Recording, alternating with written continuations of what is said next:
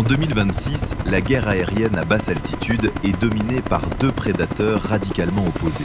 D'un côté, la légende américaine, la H-64 Apache, un véritable char d'assaut volant lourdement blindé. De l'autre, la réponse européenne, l'hélicoptère Tigre, une machine furtive et ultra légère conçue par la France et l'Allemagne. Ces deux appareils incarnent deux visions de la survie militaire qui s'affrontent aujourd'hui sur le marché de l'armement. L'un a choisi la force brute de l'acier, tandis que l'autre a misé sa vie sur l'agilité du carbone. Découvrez pourquoi la doctrine du blindage lourd américain est peut-être devenue un piège mortel face aux nouvelles armes.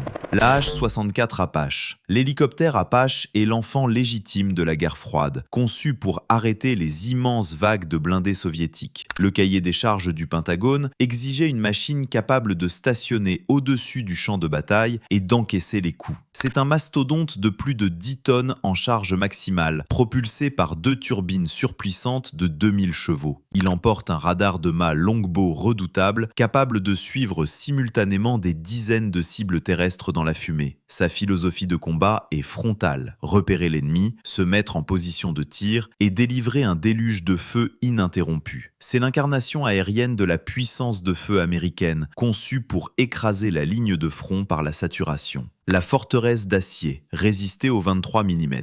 Pour survivre à cette exposition frontale, les ingénieurs américains ont transformé l'Apache en une véritable forteresse volante. Le cockpit est une baignoire blindée, conçue spécifiquement pour résister à des impacts directs de canons anti-aériens de 23 mm.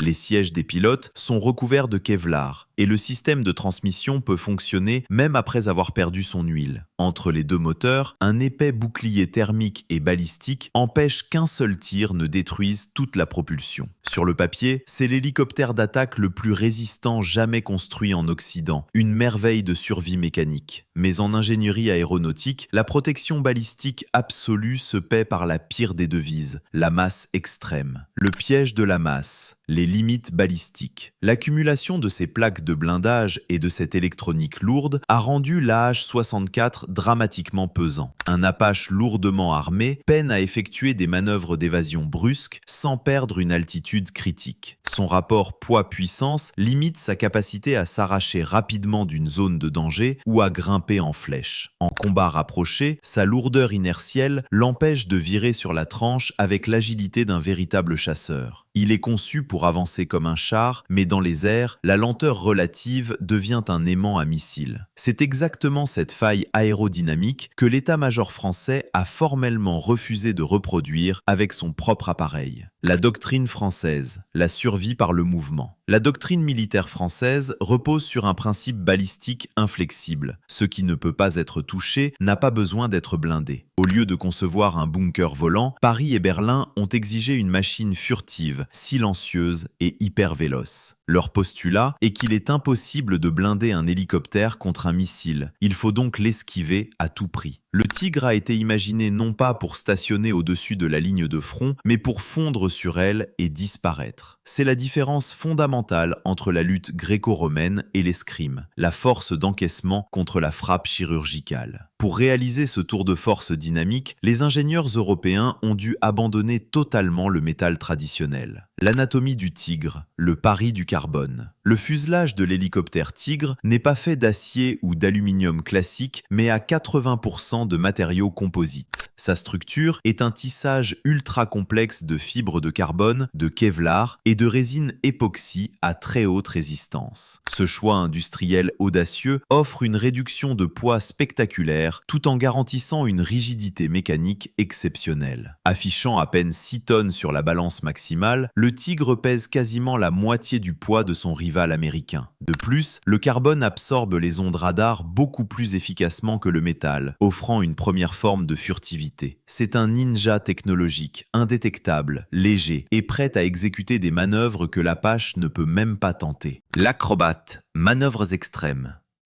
Grâce à son poids plume et son rotor rigide sans articulation, le Tigre possède une agilité qui défie littéralement la gravité. C'est l'un des très rares hélicoptères d'attaque au monde capables d'effectuer des loopings complets et des tonneaux barriqués.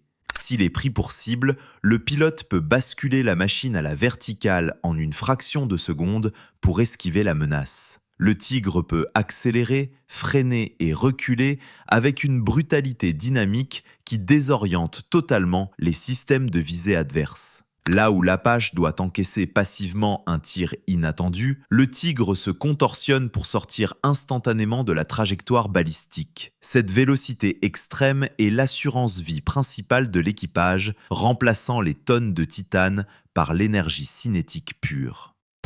Le vol tactique, se cacher derrière les arbres. Cette agilité permet au tigre de maîtriser l'art du vol tactique absolu, naviguant à moins de 10 mètres du sol. Il se fond dans le paysage, volant littéralement entre les collines, les lignes à haute tension et la cime des arbres. Son optique de visée principale est placée judicieusement sur le toit du cockpit de l'appareil. L'équipage peut ainsi cacher la quasi-totalité de l'hélicoptère derrière le relief, ne laissant dépasser que ses capteurs. Dès que la cible est verrouillée, le tigre bondit, tire son missile et replonge instantanément dans la pénombre forestière. C'est une attaque en embuscade terrifiante qui ne laisse qu'1 ou 2 secondes de réaction aux défenses anti-aériennes adverses. Puissance de feu, l'arsenal comparé.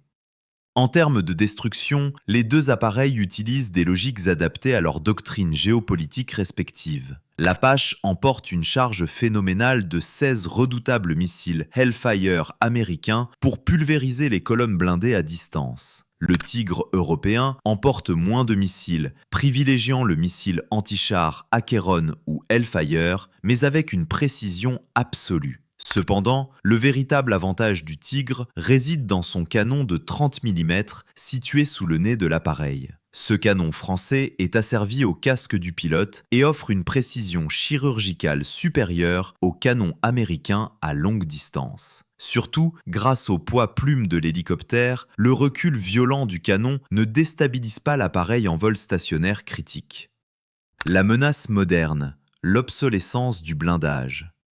En 2026, la prolifération des missiles portatifs sol-air, les fameux Manpad, a bouleversé les règles du jeu. Un missile Stinger ou Igla moderne est conçu pour pulvériser n'importe quel aéronef, quelle que soit l'épaisseur de son blindage. Face à une charge creuse percutant le rotor à Mach 2, les épaisses plaques de titane de l'Apache deviennent inutiles. L'illusion du char volant s'effondre. Dans la guerre moderne, si un hélicoptère est touché par un missile sol-air, il meurt. La doctrine d'esquive de l'armée française s'avère donc aujourd'hui beaucoup plus réaliste et adaptée à l'hyperlétalité du terrain. L'objectif n'est plus d'espérer survivre à l'impact, mais de garantir mathématiquement que l'impact n'aura jamais lieu.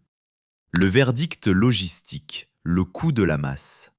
La masse de l'Apache crée également un fardeau logistique et financier colossal pour les armées qui tentent de le déployer. L'entretien d'une machine de 10 tonnes bardée d'électronique exige une chaîne de maintenance lourde et complexe. Ces moteurs surpuissants consomment un volume de carburant aviation énorme, nécessitant un ravitaillement constant sur la ligne de front. A l'inverse, le Tigre a été pensé dès l'origine pour opérer de manière rustique lors d'opérations extérieures longues et isolées. Ces matériaux composites ne rouillent pas, résistent au sable du désert sahélien et requièrent beaucoup moins de maintenance structurelle. Pour une opération commando rapide, un détachement de Tigre consomme moins de ressources et s'avère beaucoup plus autonome.